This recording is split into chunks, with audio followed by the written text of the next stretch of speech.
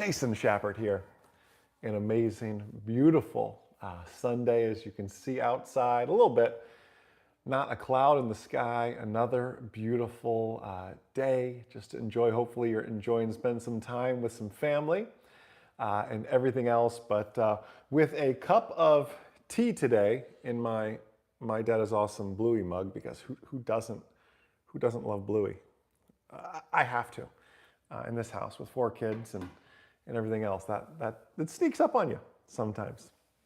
Um, Anyways, I want to really take some time today, especially, again, we talked about this last week.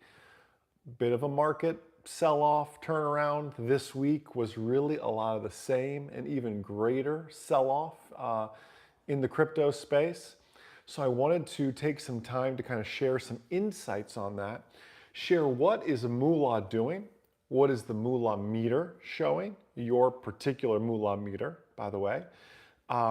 Really, what is the market as a whole really showing us as an indicator as well, so we can kind of be working through that process and thinking along those lines as well, because I think that is where the insights come. That is where the witty ideas come and everything else, as we begin to really work through things kind of that way. So let's talk about that briefly here. What is the Moola meter showing?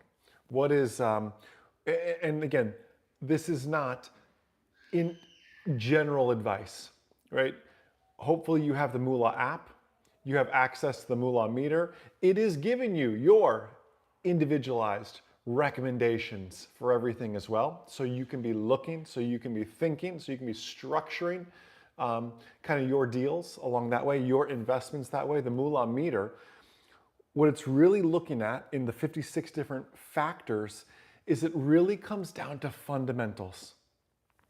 You're not going to see the Moola meter recommending wildly or just in general unprofitable companies.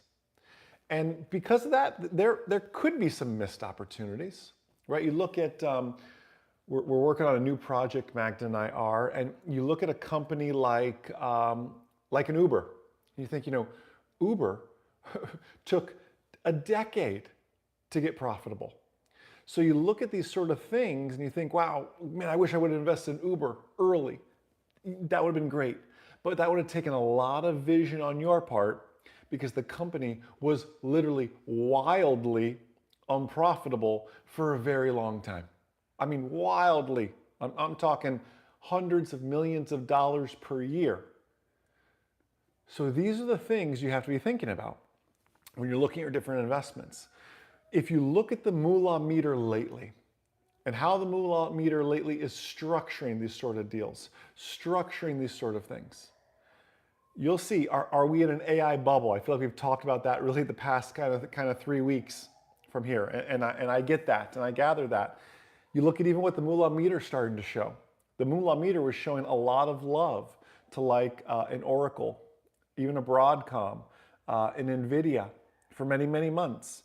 And with the way these prices have been lately, even the Moola meter has started to drop back, because the biggest factor that is adjusting your Moola meter, when you log into Moola, you see those investments, you wonder, why does the Moola meter change on a daily basis, sometimes even intraday in the same day?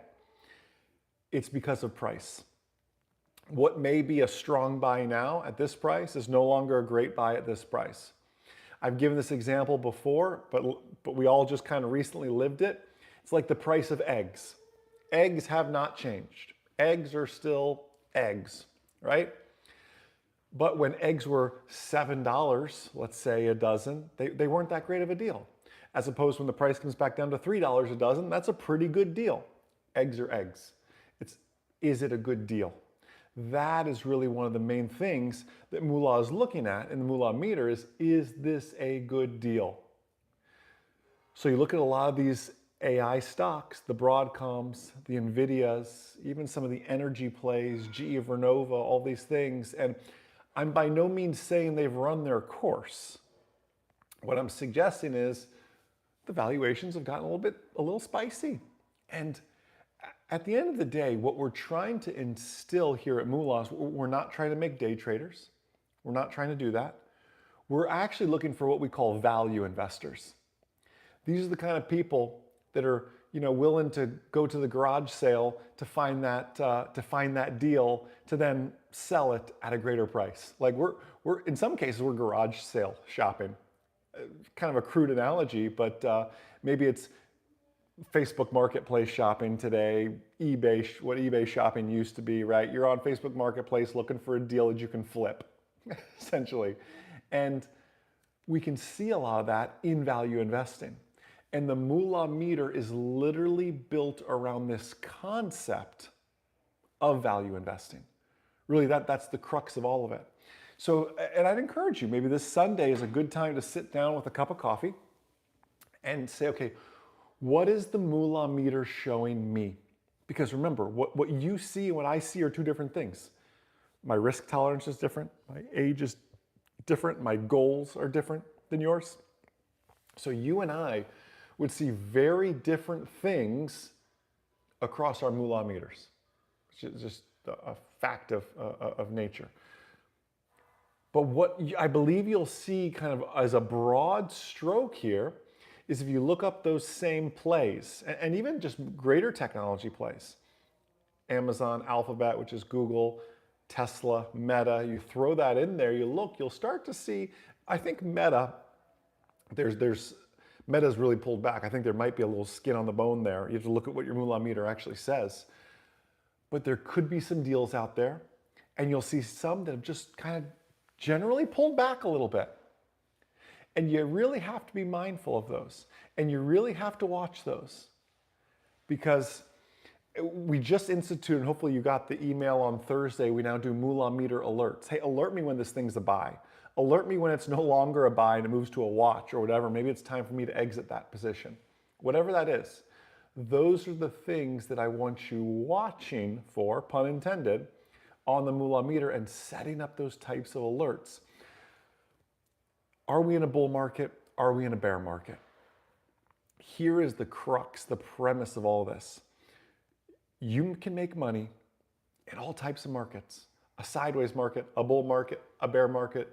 There are deals to be had if you're willing to put in the effort. Now, if you're not willing to put in the effort, I would encourage you to, hopefully you're utilizing Sophia, which is our smart investor on autopilot, inspired and named after our 17-month-old, soon to be 18-month-old, actually named Sophia, whose name means wisdom, by the way. So that maybe that pushed you over the edge. Let Sophia do it all for you. And let me tell you, I shared this last week. Do you know what Sophia's biggest trade this week was? Again, she's buying up a little bit of Bitcoin for everybody. And even some of not the people who want absolutely no risk, but for the majority of those that say, hey, I'm okay with risk, bring it on, average risk, various amounts of Bitcoin, a digital gold, right? An upcoming digital gold. Because even before I started this, Bitcoin was at 95,000. Bitcoin hasn't hit that in the previous 6 months. Some people see it as a sell-off. Others see it as an opportunity. And it's all in how you frame it. It's all in how you look at these sort of things. And last week I got into a crypto rabbit hole. I won't get into that again, but there's opportunities out there if you're willing to look for them.